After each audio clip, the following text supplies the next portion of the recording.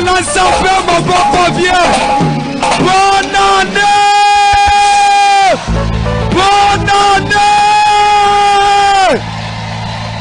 Kolo yeso pambola yo. Ozo vanda, nous courons derrière les temps. Pendant que la technique nous met en contact avec papa, Ozo bete l'ensemble maboko bien.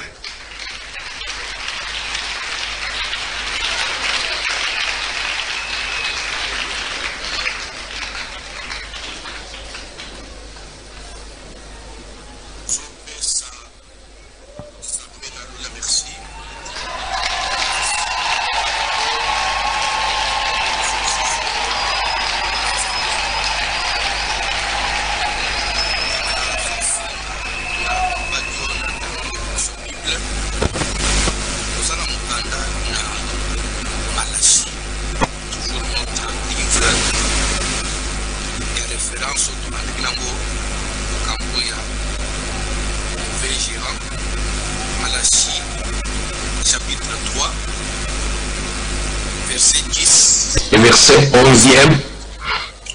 Pona oyazo koma, parce que je crois les vendredi, samedi, dimanche à Souka et semaine prochaine, pour que vous allez déjà dans le service et à traverser de l'année, la fin de l'année. Et pona oyazo koma, vous allez mettre pourquoi on paye la dîme. Pour quel intérêt? Pourquoi payer la dîme? Nous tous foot, azo gagner ni. Autre azo foot te. Bon. Azo perdre ni. Malachie 3, 10 à 11. Malachie chapitre 3, verset 10, 11.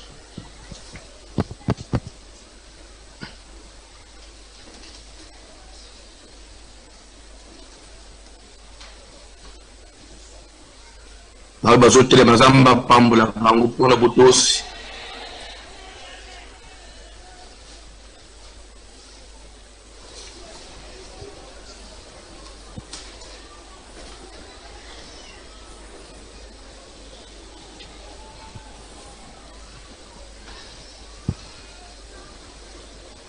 Malachie chapitre 3, versets 10 à 11, nous lisons au nom de Jésus de Nazareth. Apportez à la maison du trésor toutes les dîmes, afin qu'il y ait de la nourriture dans ma maison. Mettez-moi de la sorte à l'épreuve, dit l'Éternel des armées. Et vous verrez si je n'ouvre pas pour vous les écluses des cieux, si je ne répands pas sur vous la bénédiction en abondance. Pour vous, je menacerai celui qui dévore, et il ne vous détruira pas les fruits de la terre, et la vigne ne sera pas stérile dans vos campagnes, dit l'Éternel des armées.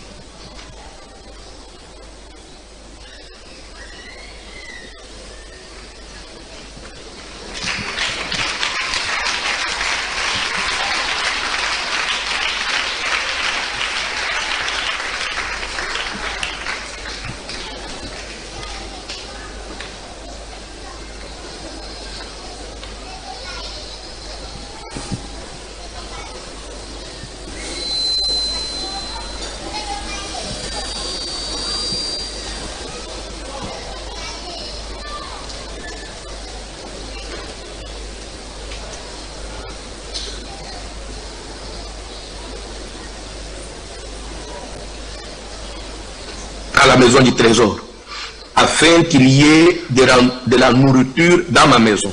Bible Zobobo. Mettez-moi de la sorte à l'épreuve. Vous verrez pour vous si je n'ouvre pas les écluses des cieux. Et si je ne répands pas sur vous la bénédiction avec abondance. D'abord, na kofuta dim, zambazote c'est intérêt mo. Qui a kofungula malilisi na likolo pona mutu azopesa dim pona ko répandre pona ko déverser pona ko sopa na velingana pona ko sopa likolo na ye lipamboli ya ebele bénédiction en abondance lipamboli ya ebele Papa Dion tozana mukanda na Hébreu chapitre 7 ozobanda na verset 4. Pourquoi payer la dîme? Hébreu 7e chapitre à partir du 4e verset jusqu'à verset 7. Considérez combien est grand celui auquel le patriarche Abraham donna la dîme du butin.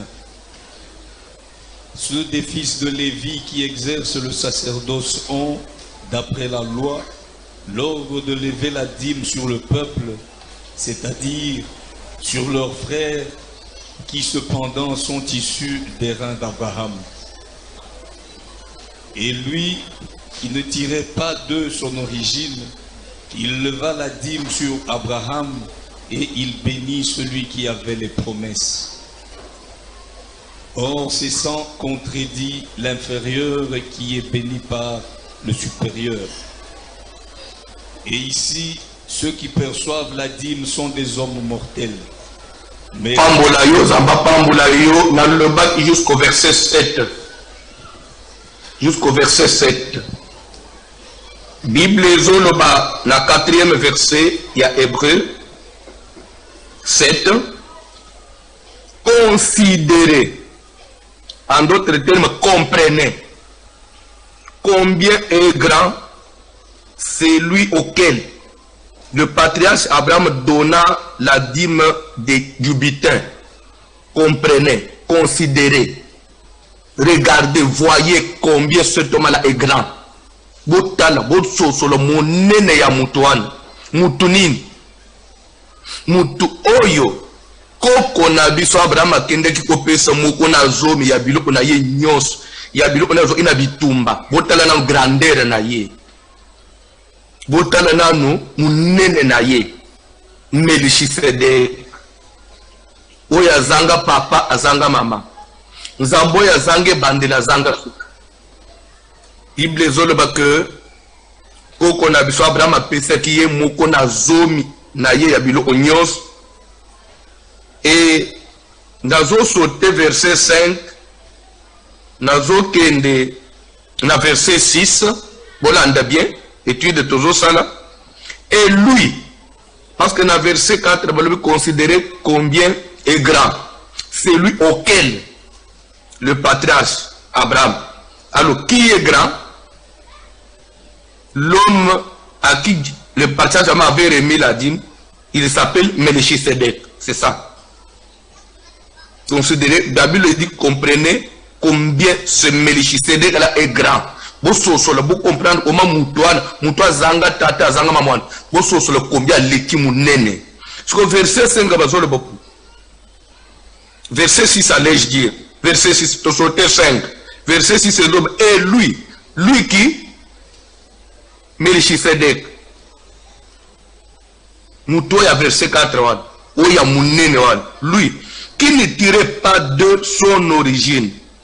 Oyo. Musisa na ye, oyo eutana batute, eutana ba lévite, eutana tribu de lévite. Pourquoi Barubi il ne tirait pas de son origine? C'est par rapport au verset 5. Oyo on dit, c'est des fils de Lévi qui exercent les sacerdoces, ont d'après la loi l'ordre de lever la dîme sur le peuple, c'est-à-dire sur leurs frères, qui cependant sont ici des reins d'Abraham. C'est-à-dire dans le verset 5, lever, c'est-à-dire soutirer.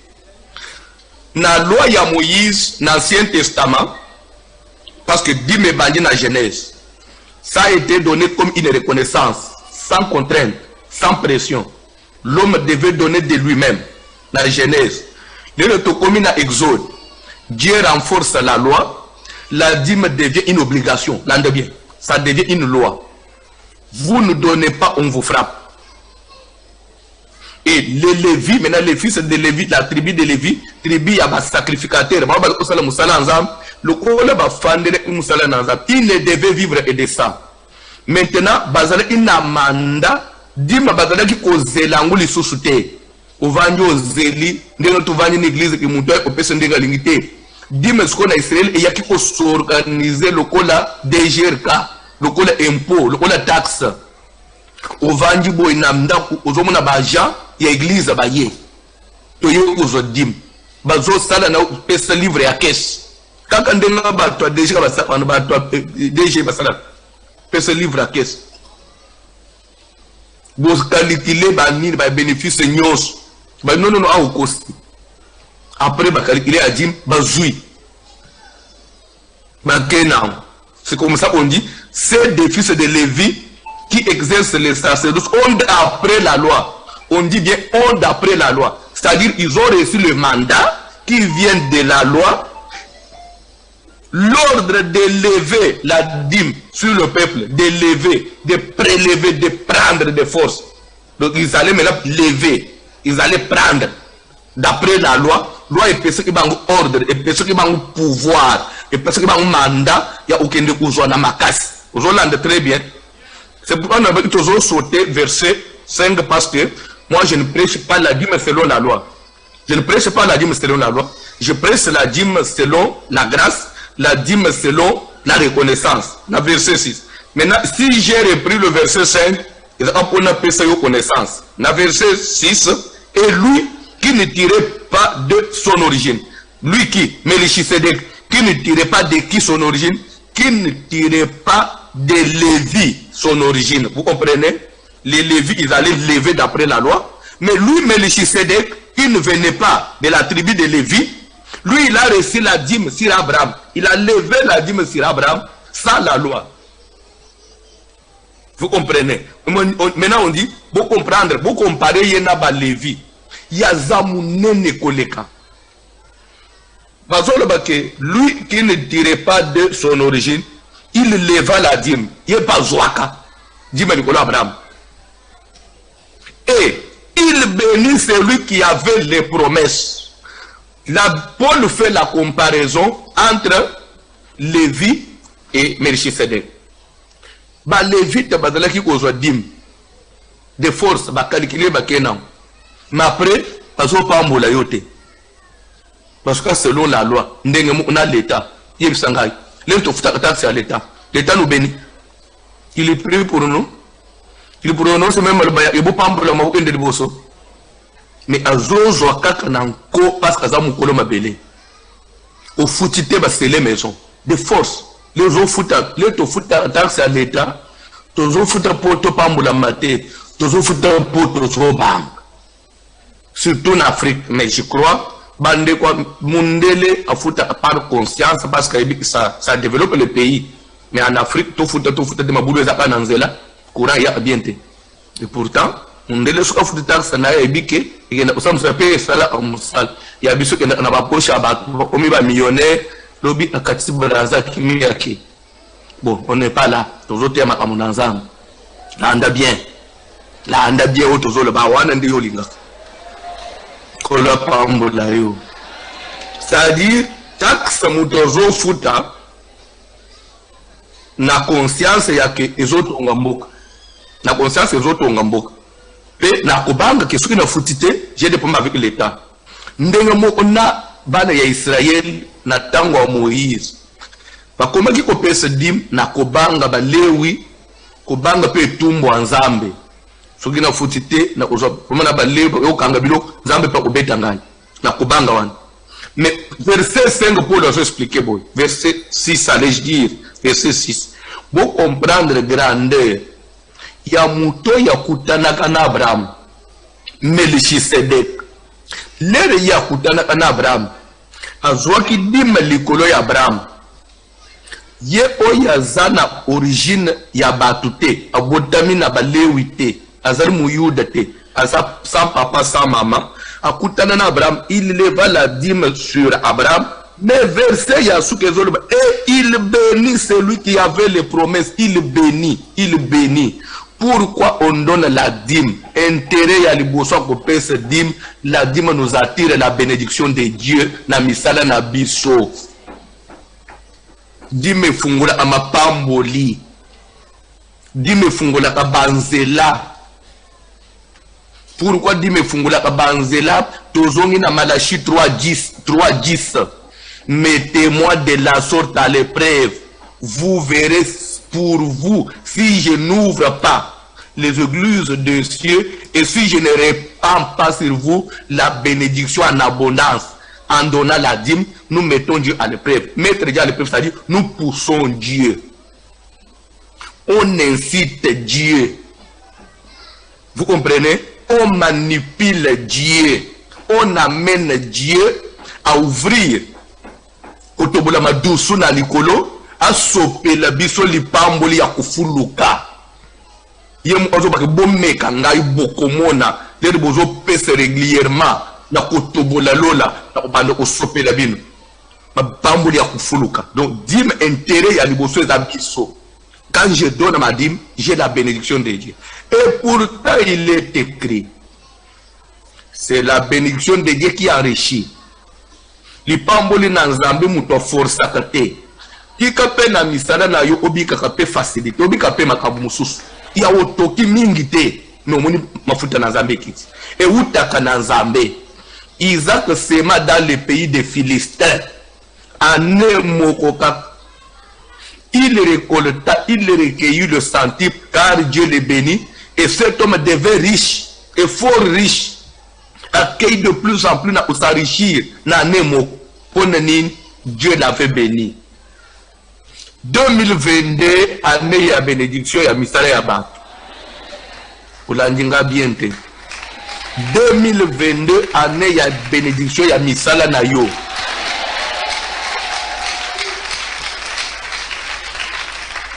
Pona bande ko nyos bakotambola ndenge sengeli bakoto saka moko na zomi bakorespecta ka principe ya nzambe. Nous donnons la dîme pour être bénis. Toujours comme dans un verset, il y a Hébreu. Et il bénit celui qui avait les promesses. En d'autres français, ça veut dire Abraham avait beaucoup de promesses. Abraham a enfermé beaucoup de promesses. Abraham a dit bilaka belika tinaye, mais bilaka wana na ne l'attends toté. Mais Nathan wakutani na Melchisedek. Abraham pesi moko na zomi ya biloko na ye. Bible Melchisedek a pamboli muto azaki na bilaka. Pas seulement a pamboli sur le plan matériel, pas seulement a pamboli pour le misala, mais a pamboli na ba promesse weze ina kati na Abraham. Atindi ki bilaka Abraham eko kisama. Muto azo pesa moko na zomi. Bien aimé, yo anesike ukuzwa kaka mbongo. Nous avons fungula na bila aya voyage. Nous avons fungula na makambo bala iba ku élévation. Nous avons ko mettre na destinée non na ba makambo mususu kaka na dima ya pambuzo mono. Dimezo mema mutu akota na destinée na ye a saisir ba promesse. Nzambe akota ki sa ba promesse. Verset ya suka verset 7. Or c'est sans contredit. En d'autres termes, ça veut dire, c'est sans doute, c'est sans débat. L'inférieur qui est béni par le supérieur. Ils en ont tembêté, tout discuté, moutou azana se, papa mboula enawe azali kolo. C'est le supérieur qui bénit l'inférieur. Tout le verset wana, il y a verset 7, il y a Hébreu 7, 7. Hébreu 7, 7, c'est le supérieur qui bénit l'inférieur. C'est-à-dire, moi, je n'ai pas papa, papa n'a pas moi. Vous comprenez? Papa n'a pas moi. C'est au pasteur de bénir les fidèles. Soyez bénis au nom de Jésus. Je répète, soyez bénis au nom de Jésus. Bible, c'est sans contredit, c'est ça, c'est sans opposant. Sans opposant. C'est-à-dire quoi? Attends opposant, on dit c'est sans opposant, c'est sans contredit, c'est sans barrière, c'est sans doute. C'est-à-dire que nous avons bloqué au temps supérieur, ce qui n'a pas aux béni. Attends, non, c'est sans contredit. Français qui c'est sans contredit, c'est sans opposant, c'est sans barrière. Barrière, moi je t'ai béni. Opposant soit dans le but j'étais béni. Opposant ne soit bloqué. Parce que la Bible dit ah ouais ça so mukata supérieur à Pambolio et en opposition mon côté on ne peut pas en opposition sans contredire le contradiction est athée c'est-à-dire que muto côté les melazate muto ko boya zate ce qui est supérieur à Pamboli vous êtes bénis. C'est pourquoi Abraham ayant compris ce mystère de la bénédiction et leur a considéré grandeur. Il y a Melchisedec, il est grand, il est puissant. Abraham lui a remis la dîme pour que le Melchisedec qui est puissant, qui est grand, qui est supérieur, le bénisse. Vous comprenez? Nous donnons à Dieu la dîme parce qu'il est puissant. Il est notre supérieur. Il est élevé au-dessus de tout. En lui donnant la dîme, nous activons toutes les bénédictions du ciel et qui te le coronavirus. Par promesse en Nzambe et la tanjoto na bavi nabis. Au mystère, on peut se dire. A ce qui boy, ce qui n'a pas se dire, n'a pas bondi sanad. N'a pas mis le kangamoko. Intérêt à l'ebosa, on peut se dire. La dîme ouvre les bénédictions. La dîme ouvre les églises des cieux. Et les églises, c'est différent en orthographe. L'église, l'église assemblée, l'église, la malilisti, la fenêtre, la doucou. Ça s'écrit autrement. La doucou, c'est-à-dire que nous avons la doucou na lol. A bénéficier ba ñu ko nanda ko na ba ñu ko el ko lo mutu na yo zo tambula na nzela zo ande lole ya kotoboka. Bien aimé, tika lola na yo za ya kotoboka na poko ya lelo. Je vais vous parler sur le mystère du ciel ouvert. Ah, les temps. Le mystère du ciel ouvert. Ça veut dire quoi? Pourquoi bazobake na kosala ba fenêtre na otobola ma doucou na lol pour répandre. Mettez-moi de la sorte à l'épreuve. Vous verrez pour vous si je n'ouvre pas les églises sur na otobola lola te na otobola lola te. C'est que lola ya batu musu se toboka te ndo ande kangama. Mais avant ça bazo ba soki yo pesidi na otobola lola no kozala ma doucou e kozala polele. Ce qui est là, c'est là pour les oui ou non. Et ça, alors, le bel tiro de la oufouama veut dire quoi? Ce qu'on a mukanda na Genèse 28. Jacob, azo kima li passe na ye Esaü. Azo kende voyage na mboka ya ba Moréen et pas ya noko na ye là-bas. A commis quelque part pour tout ye, Jacob était obligé à l'ala. Après manazamba parce que akotambula butu ta yebinzela te so kitongo etana ko ba mubemu na kolala na ye Bible zoba que la même nuit il aura un songe na ndoto azolota lola ya kufungwama.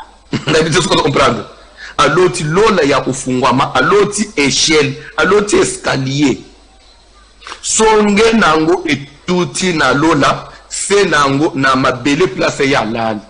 Maintenant, les anges de Dieu faisaient le mouvement. Bazomata, bazokit. Bazomata, bazokit. Uzolanda elokwana. Pourquoi lola est épolé? Lola est épolé, les bazomata, bazokita. Bien aimé, les Jacob, surtout qui n'a pas cet endroit est redoutable. Et moi, je ne le savais pas. Celui est redoutable. C'est la maison de Dieu. Si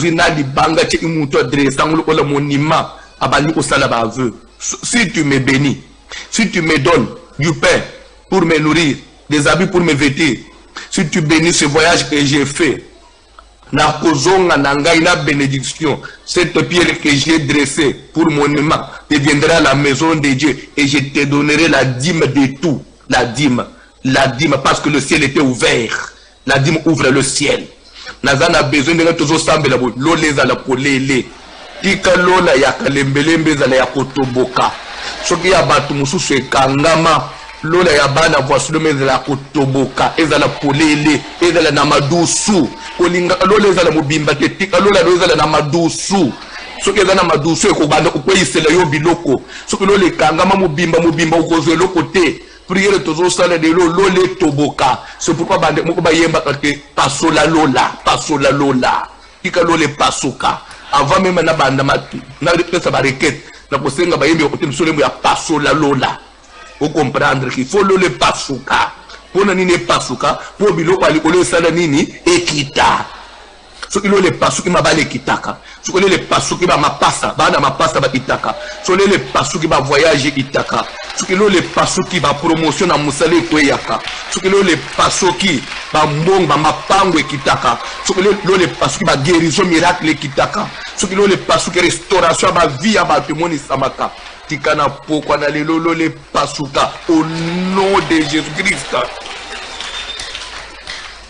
lo le fungwama soki ya ba mususu ekangama ya yo eza ya ofungwama nzamba zoloba ke nakopesa kadima bokomona soki tena ofungola lola na kotobola nzamba zoloba na kotobola lola je ferai des églises na kotobola na kosala madusu na lola po bino bobanda kaka lipambule bando kiteli kolona bino. Donc premier intérêt, pourquoi on donne la dîme, tu peux dire à celui qui a tes besoins, on donne la dîme aussi pour être béni, pour concevoir, pour maintenir la bénédiction. Papa, pour maintenir, c'est ça le vrai, pour maintenir la bénédiction, pour vraiment conserver, pas concevoir, conserver la bénédiction, pour conserver, pour maintenir la bénédiction, conserver ce que Dieu nous a déjà donné, peut perdre en côté. Nous devons conserver, nous devons maintenir ça. Première raison. Deuxième raison, pourquoi donner la dîme? Verset 11, Malachie 3, verset 11, Bible est au pour vous, je menacerai celui qui dévore. Il ne vous détruira pas les fruits de la vigne. Et, là, on est toujours dans le même verset, et la vigne ne sera pas stérile dans vos campagnes. Quand on dit la vigne ne sera pas stérile, c'est qu'il y a des vignes qui deviennent stériles, parce qu'il y a des gens qui nous combattent, il y a des gens qui viennent dévorer, il y a des gens qui lancent de mauvais sorts. Qui dit vigne? Pourquoi on parle plus de la vigne? Peut-être que vous allez comprendre, on parle plus de la vigne, la vigne, la vigne. Ce qui, ok, même pour l'Andela bien, Israël, richesse na bango pe makasi na Israël, ezalaka ba vigne banine. C'est pourquoi Israël na kolo bakazali parmi les grands pays producteurs et aveugles dans le monde soko yebiti. Parce que ba richesse na ba vigne, ezaba ba olive ba biloko wana. Donc plus c'était ça, des richesses na bango ya tango. Parce que l'on est plus sur la vigne pour n'obtenir c'est plus c'était les richesses. C'est pourquoi la Bible parle plus de la vigne, parce que les richesses na bango ya tango. Alors les loyo ko na place ya vigne, ko ba pharmacie na yo. Na place ya vigne, eza boutique na yo. Na place ya vigne, eza maison na yo, place au teka ba vivre frais. Nde vigne na yo. Vigne eza atelier na yo.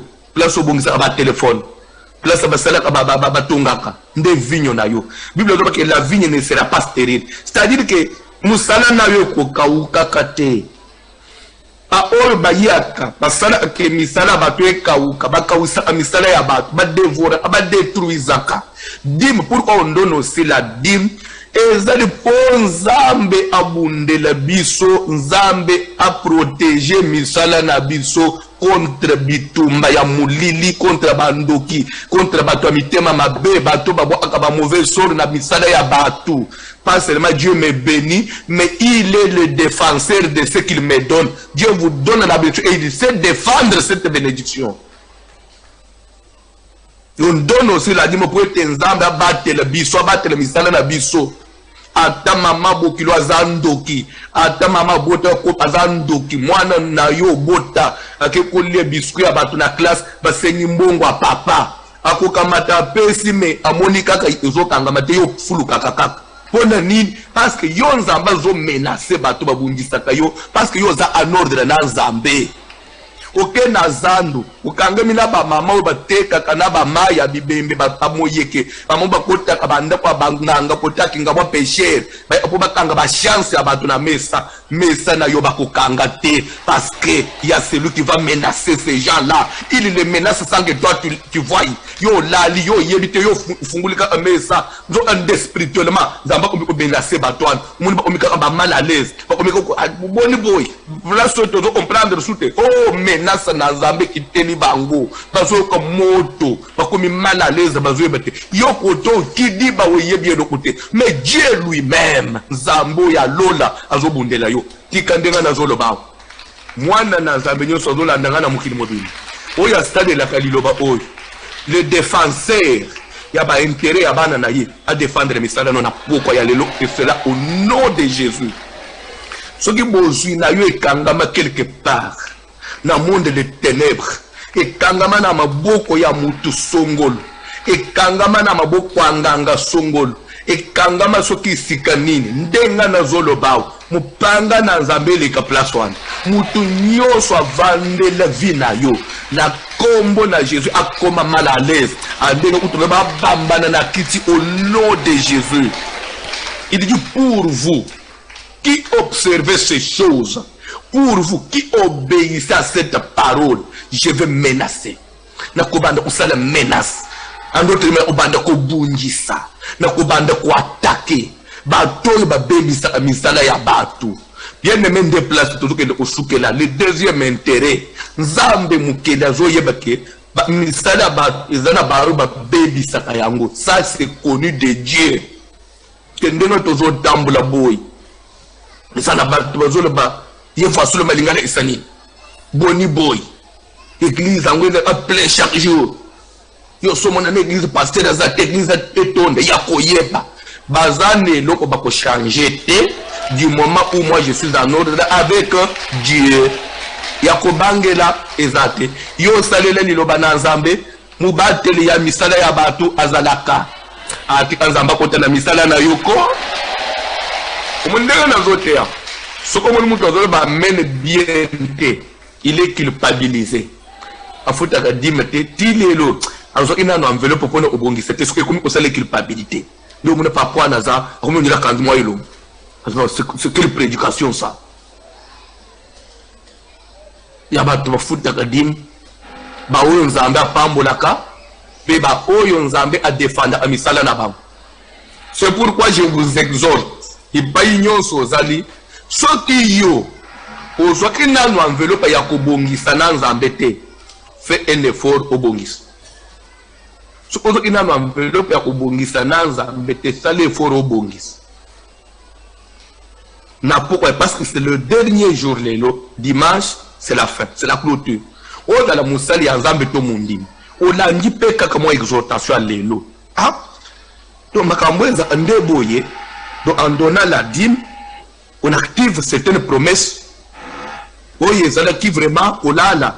Et on a même dit à la bénédiction à tout azamba pambola biso. Ah bon? Donc dîme ben de la bénédiction fungula lola. Et de deux, dîme c'est une protection dans Zambie pour la misala mutu.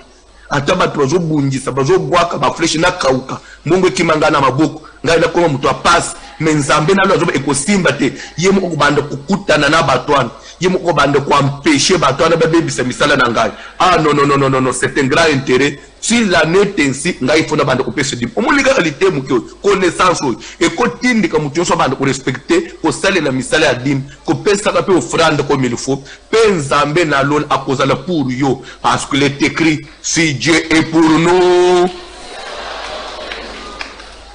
qui sera contre nous? Toi-même, tu as répondu. Qui sera contre nous? Ce qui nous a lobi au mata, au kende, au tonga, ataba loki, ataba bungisi, mutwa kofrene yo azate. C'est pourquoi nazolo ba mukili mdima, mukili boya. Dieu qui nous garde, c'est Dieu qui nous donne la vie, fera de sorte que l'année 2022, on travaille d'une manière sérieuse, je l'ai dit, que l'année 2022, yoko sili sango babu upambate. Bande kwa tamaka musu tokozela, mais l'année 2022, il faut que on a bénédiction dans Nzambe na maboko. La bénédiction dans Nzambe na maboko. Ezali année vraiment Nzamba zoti okozata na chantier na yo, okomi atana deuxième niveau zotonga. À ce qu'on dit, mais amène fungwa mako, c'est quoi ça? Amène na yo za undire ya gobondela.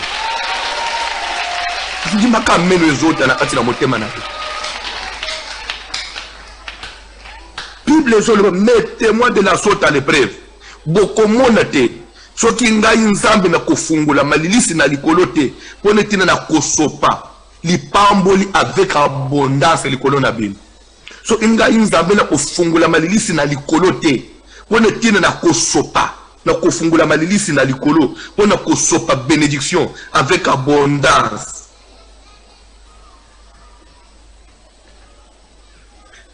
Bazotangela ngai verset en souka tole ana prière. Tozana mukanda ya Deutéronome chapitre 21 verset 5.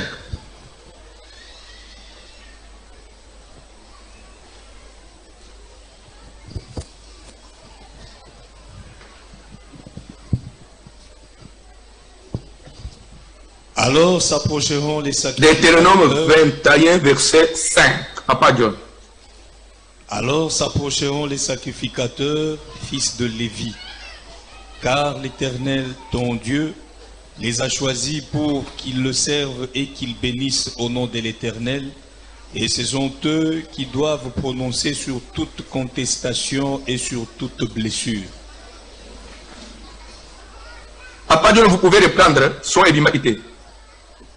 Alors s'approcheront les sacrificateurs, fils de Lévi, car l'Éternel, ton Dieu, les a choisis pour qu'ils le servent et qu'ils bénissent au nom de l'Éternel. Et ce sont eux qui doivent prononcer sur toute contestation et sur toute blessure. Tous les anciens de cette ville la plus rapprochée du cadavre laveront leur... Amen. J'avais seulement besoin du 5e verset. Verset. Est-ce que vous avez le temps de comprendre? Verset. Alors s'approcheront les sacrificateurs, fils de Lévi. Quand on dit fils de Lévi, c'est-à-dire de la tribu de Lévi. Elingi olobani ba sacrificateur bazaba anjité. Ba utina lolate na mi pepete. On dit que sacrificateur fils de Lévi. Bande konabino ya libota na balewi. Car l'Éternel ton Dieu, Yahweh nzambo yo ndimela mama, nzambo ya yo. Todo banano nzamba François mutombote o ya yo mutofanyo lolandanga. Ton Dieu, l'Éternel ton Dieu, nzambo ya yo ndimela, yo kelo nzambo ya yo asala.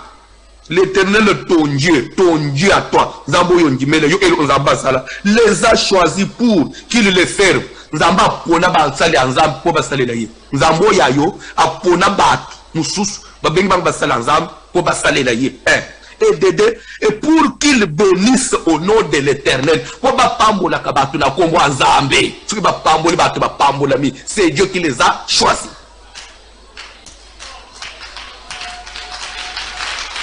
Quel Dieu? Ton Dieu. Zambo yo ndimela wat. Yo andela sala. Fonctionnement na ye. Aponi bat musus. Oyo zobe nga basala nzamba. Ah, nzamba voici l'homme. Oui. Nzamba poni voici l'homme. Voici la ye. Pe apambola ka yo. Na kombo nzambe pour qu'il bénisse au nom de l'Éternel. Nous allons bénir mais la kombo nani ya nzambe. Sois béni. Fungwama. Kende musika. Salamu konzi abande onayo. Bako bungisa yo me bako longa kayote. Et c'est là au nom de Jésus. Tika flèche na bangonyo sur le colonel nul sans effet. Tika bitumba ya libota na yo e matekita e nyata manase na makolo na yo. Et je vais vous dire une prophétie. N'attendez pas ce que poyo bonga, n'attendez pas ce que poyo mono tomba mi, ba yibiso ke famille babungisa ayo le souste lukuta. Et d'ailleurs, Joseph a été élevé au rang du premier ministre en Égypte. Si cela pouvait dépendre de sa famille, s'il fallait qu'on puisse consulter ce frère, Bavandisi Ruben, Bavandisi Lévi, Bavandisi Siméon, Bavandisi Juda, Bavandisi Zabilon, Bavandisi Issachar, Bavandisi Neftali, Bavandisi Kobande, Joseph Bavandi Kotuna Bango, Tolingi Toko Monsieur Joseph, premier ministre, Bolobini, Maman répondre à la bande, Bandima. ndoto ya pamba bateki mwana, ndoto ya pamba bateki mwana, nando esalemite. Bongo koko kisama ya ndoto, koko kisama ya ndoto, qui pouvait être d'accord, la famille était contre. Raison pour laquelle il a été vendu comme esclave. C'était quoi? Venez, tuons-le maintenant, et nous allons voir ce que vont devenir ces songes. Si on voulait le tuer, si on l'a vendu, c'est pour que Bandoto ait l'attention. C'est ça la position de la famille. Et l'homme Simbate, mais le Dieu de la Bible a fait que, même s'il était étranger, Joseph comme premier ministre, que ta famille le veuille ou pas, Bandoto no changer té. Oyo nzamba banda na yo ekolata nzoto. Bandoto ebongwa na eboya. Oyo nzambe avoisi no mabali ekolata nzoto. Je le déclare, je le déclare, je le déclare. Et c'est là au nom de Jésus.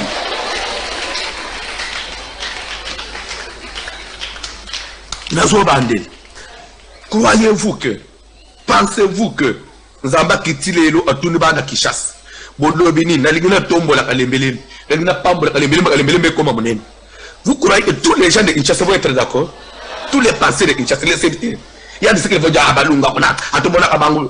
Mais Nzambe a causé la kakori ya batute. Nzamba a causé la kabando kinyoso bakufate po yo bonga. Tika Nzambe oyo asangisi ngai na yo na pokwa ya lelo atozolanda ngai na Californie, ozolanda ngai na yebite na Asie, ozolanda ngai na Amérique, Europe, Afrique, partout monde entier, Océanie. Nzambe asangisi ngai na yo na nzela ya basinga, na nzela ba réseaux sociaux ozolanda ngai. Gloire na ye kita likolo ya vie na yo, malilisi na likolo efungwama. Asopa bénédiction avec abondance. Je déclare cela, que l'année dans laquelle nous allons entrer soit une année de l'accomplissement de tes promesses. Je le déclare. Pourquoi je dis cela? La Bible dit, il bénit Melchisédek, celui qui est grand, celui à qui le patriarche Abraham avait donné la dîme du butin. Cet homme avait béni celui qui avait les promesses. Et l'année 2022, que Dieu accomplisse ses promesses dans ta vie. La promesse, elle est promesse lorsqu'on la saisit aussi. La promesse, elle est bonne lorsqu'on la vit. La promesse, elle est bonne lorsqu'on la palpe. Lorsqu'on doit arriver à la palper. Elle n'est pas promesse parce que quelle promesse tu m'as fait. J'ai dit non. Tika bilaka na yo omona yango. Nde okoyebe lengi ya bilaka. Oyo balobaki Nzamba komatisa yo mata. Balobaki Nzamba ofangiso na libala mafuta kota. Oh balobaki Nzambe na lola kosalela yo Nzamba kokisa yango. Force nyonso ya résistance, ya entourage na yo, ya ba jaloux, ba oyo basepelaka na yo te batambolaka na yo basekisaka yo, me mitema na kati eyinda. Au nom de Jésus de Nazareth, nguya wane nyatama na sena makolo, ngwaga na Nzambe oyo eleki munene éclaté na vie na yo. Je le déclare au nom de Jésus-Christ, que ton ciel soit ouvert, que ton ciel soit ouvert. Il a dit, vous verrez. Pour vous, si je n'ouvre pas les écluses des cieux, je déclare ce soir que le ciel soit ouvert sur ta vie, sur ton commerce, sur tes affaires. Nicolas va faire ma démarche. Nous sana kikalola na Nzambe ezala ya kofungwa mae.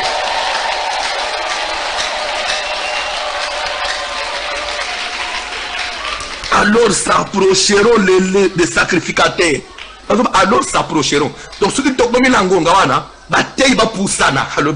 Alors s'approcheront. Batei ba poussana. Batei banan fils de Lévi. Car l'Éternel ton Dieu les a choisis pour qu'ils les servent et qu'ils bénissent le peuple au nom de l'Éternel. C'est pourquoi je me suis approché. Oh, vous allez comprendre que je suis avec vous les prières et les prophéties.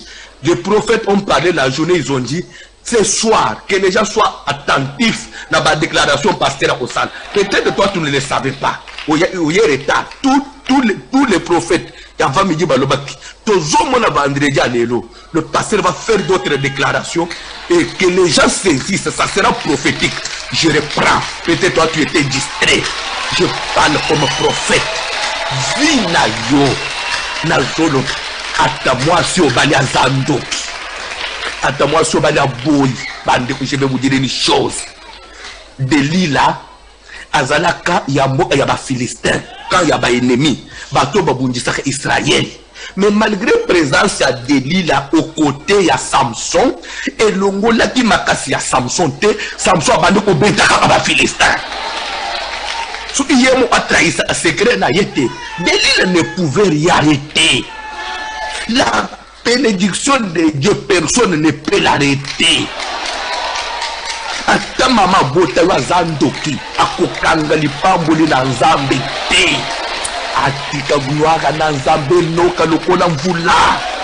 Je le déclare au nom de Jésus. Alungwana elamba ya soni. Lungwana elamba ya soni la kelamba nkembo. Et je le déclare au nom de Jésus. Lungwana via soni, via basi. La tabomo ya nkembo, je le déclare au nom de Jésus. Je déclare au nom de Jésus. Anetozo kota. D'ici quelques 10 jours, d'ici quelques 2 semaines, Anetozo kende na kokota. Et dans le décac. Nasambela na voici l'homme. N'a pas voici l'homme. L'église a voici l'homme. Église d'abord mango yebani partout. Yoza pas voici l'homme. Ozana nini. Oyezo ko référer pe na voici l'homme. Qui calme kambu na zo déclarer aw. Moi na nyoso fréquente ka le belé de septembre. Ma futa nzambe na lo na kitse ko la pasteur na yo. Oyezo sifite bitumba na jalousie mukili mobimba. Ma futa wana pesa la partage na yo. Oza le pe bénéficiaire ya mafuta wana. Ozaki makolo lungwa makolo. Locataire lungwa na kilocataire. Lungwa na ndako ya kufanda sima ya batu. Je le déclare au nom de Jésus.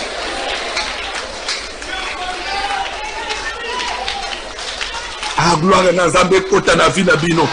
La sili itelemeni koloto bande prière. C'est quoi ça? Ma discussion à pamba. Pasteur n'a besoin de te bien. Église a la vie de prière. Mais tu as quoi? Tu as quoi? Tu en es toujours content. Non, mais on va changer commerce. Nazolingo sana prière, ozo sana prière, force nyonso ya bato ba menasaka ba bénédiction ya bato, ba combataka vie ya bato, force. La Bible dit pour vous je menacerai celui qui dévore. Qui est celui qui dévore, oh, qui détruit les produits de mes vignes, yenani. Azala muboti nangai, azala yaya toleki, tobotama ni moko, azala cousin, azala membre à famille, ayamba moto.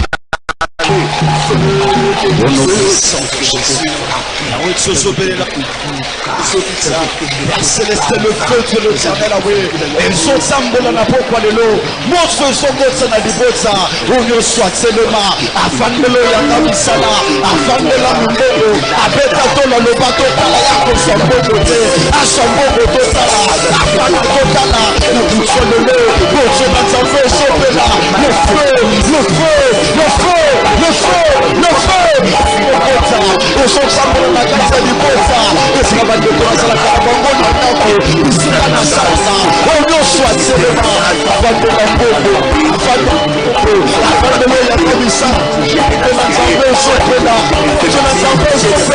le feu, le feu, le feu, le feu, le feu, le feu, le feu, le feu,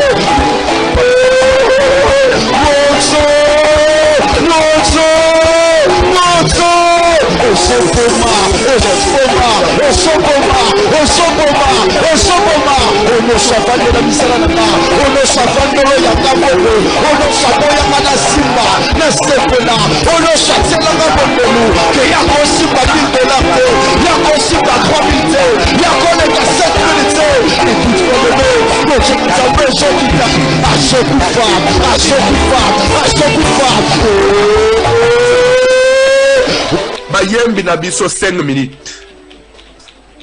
Paso la lone. 5 minutes. Todo chamuka. Soki na kati, boke na makambo ya milaite na kati, bozongi selinga 2 requêtes na pambo l'église. pasola lo ngai pe nazo chamuka bipai bo lo les autres paso na poka ya lelo. Alléluia.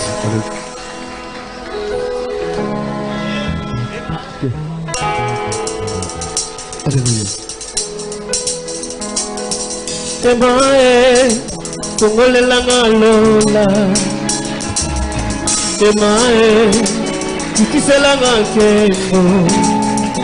Oh, emae, pasolela lola. Ya. Emae, tukisela kembo. Emae, kongolela lola.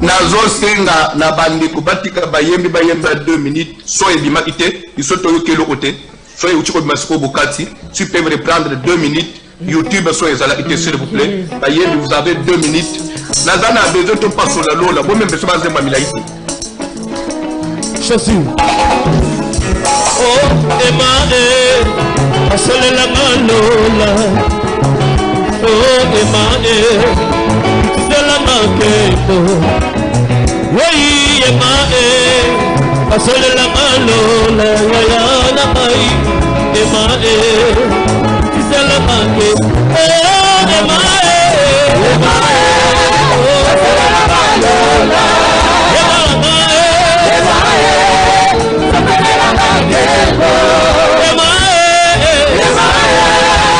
asole la malola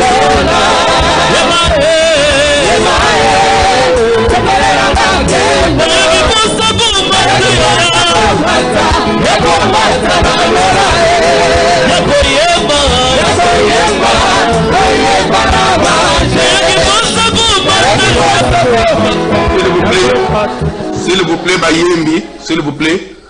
Nazana posa komatana lola sikote, tozana na posa, gamba pambo la misala tozo sala, tozana luyembo ya pasola lola kuma manzembo na ndena zolu. Ilo bali o na posa komata. Na kufana no matana lola lelo. Bo changer kanté.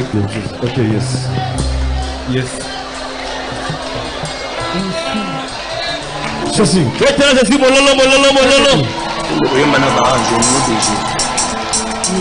Hallelujah. Hallelujah. Pasola lola kumama, Yahweh kumama. Hey, pasola lola kumama, Yahweh kumama. Hey, pasola lola kumama, Yahweh kumama.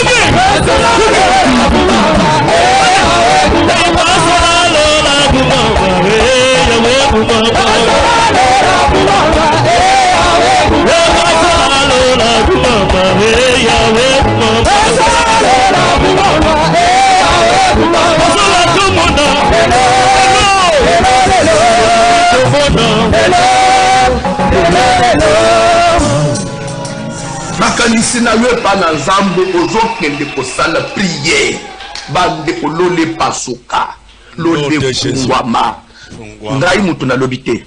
Mettez-moi de la sorte à l'épreuve, vous verrez. Pour vous, si moi Dieu je n'ouvre pas, ce que n'a kotobola te lola, na kopasola lola te. Vous avez pas kopasola pour la biso. Les lolo les pasoka. Nzamba tia mado folo na lola madusu afungula les églises bénédiction kweya bande ko 2021 etikali des semaines nzambe na des semaines na ko témoigner nzambe te na des semaines na ko simba promesse na ngai te lole toboka la prière au nom de Jésus dans le nom puissant de Jésus lole pasoka loagetita les ala polele, que mon ciel soit ouvert, que mon ciel soit ouvert au nom de Jésus.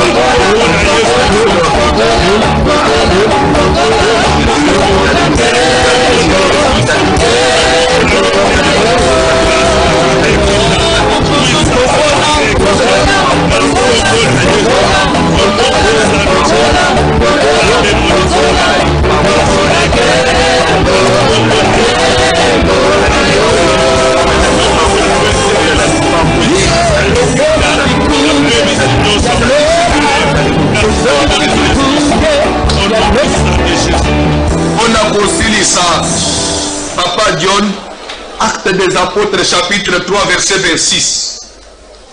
Actes des Apôtres, chapitre 3, 26e verset.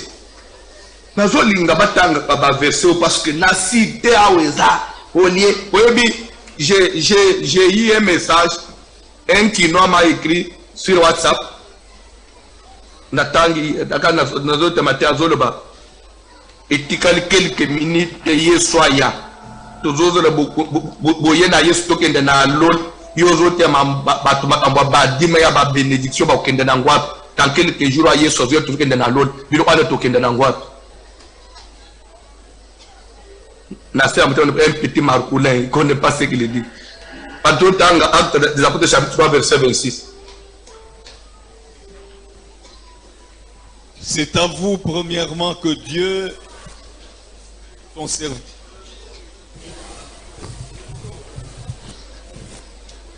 C'est à vous premièrement que Dieu, ayant suscité son serviteur, l'a envoyé pour vous bénir en détournant chacun de vous de ses iniquités. On dit, c'est à vous premièrement que Dieu, ayant suscité son serviteur qui Jésus, l'a envoyé pour vous bénir en détournant chacun de vous de ses iniquités. Bible est na biso na yambo ndezambe na lola atelemisa imusali na ye Yesu atindiye eta pambo la biso sima na kolongola biso na misala na biso ya mabe na masumu bande nzamba longola biso na mokili pour asala biso nini pour nous bénir. C'est ça la Bible. N'a pas inventé. Ndamba zo bimsepso na makambo ba famille to tika makambo coutume to tika kobunda koswana to tika via désordre pour asala biso nini pour nous bénir. To y l'église pour to pambulama. Dieu nous a tiré du monde pour nous bénir. C'est Paul qui l'a dit, l'acte des apôtres. Ça vous premièrement. Biso d'abord banda na Zambe. Ce qui n'a le bandi na bisoté. Bon ba wo bazali banda ko zeleni. D'abord nous. Atika ndeko ko sawana bo pambulama. Suscité son serviteur, il vous a détourné de vos iniquités. Même lui na alembele, même lui na ministère de la voiture pour vous bénir. Soyez bénis. Quand on dit bénir, ce que d'après toi c'est quoi? Appeler du bien, comme il tombe en positif dans la vie, fungwama. Ah, na ko siliki déjà. Na kati matin na ko siliki. Si mon frère na bénir yo. Na so bénir on a kanda, c'est-à-dire que ma pambola ngo kita na désordre. Si mon frère na bien pambola yo. Sans oublier bobo santé pour comme na biso ya bouclage. Zamba pambola papa Jérémie hier c'était chaud. Tozo koba, lelo sous tozo koba. Et pour votre information, lelo est allé vendredi. Tozo koba kakana maya pamba après culte, après 21h, aux hommes la maya pamba, jus à pamba. Lobi après prier, après veiller quoi. Après lobi na tongo, nde jeune katani. Samedi il n'y a pas jeûne, mais il y aura que bouclage la nuit de minuit 30 à 1h30 samedi et dimanche nde chute. Les toujours le dimanche, il y a un programme la semaine prochaine. Nous avons un programme, il y a service à traverser le dimanche. Mais déjà, nous avons un bouclage. Nous avons un souka ezali lelo na samedi. Donc, ce samedi, nous avons un dimanche na Tongo. Et si dimanche, nous avons un bambet. Nous avons un programme, nous avons un bambet. Nous avons un programme, il y a jeune, précision que ça dimanche. Mais nous avons un programme, il y a bouclage. Bouclage toujours est dans l'outil bonne année. Bouclage est l'outil bonne année. On toujours là dans mais avant de mettre dans minuit 30 à 1h30. Erwan. Toujours bloqué bango. Bande ko soko gozo na do yenge taliyo. Soko gozo na do yenge taliyo. Bible zolo ba ke Nzambe aponi ba lewi po ba pambola yo. C'est ça notre, nous servons Dieu en te bénissant. Nous cherchons ton intérêt. Zamba mona yo, zamba pambola basala zambe pour nous saler itoko parce que ça vaut la peine vraiment. Il y a de quoi louer. Si mon frère, je vais faire prier. Vous allez zambe. Oyo lokota biso na poto. Ozwa biso na tangu mutu na mutu azalaki kolanda nzela na ye toyebaki Nzambe te. Toi tu nous as connus en premier, tu es venu nous chercher, tu nous as pris Seigneur éternel pendant que chacun suivait ses voies pour nous ramener dans ton sanctuaire, dans ton saint temple, afin de nous faire du bien, de nous bénir. Laisse que la gloire, Seigneur, de cette bénédiction et se répandre de l'union sur l'andanga, même sur Internet. Ma futa na kole sopana. Ane oyo ekosile la biso na kokaukate. Je le déclare au nom de Jésus. Nazo fungo la finance. Nazo fungo la likolo.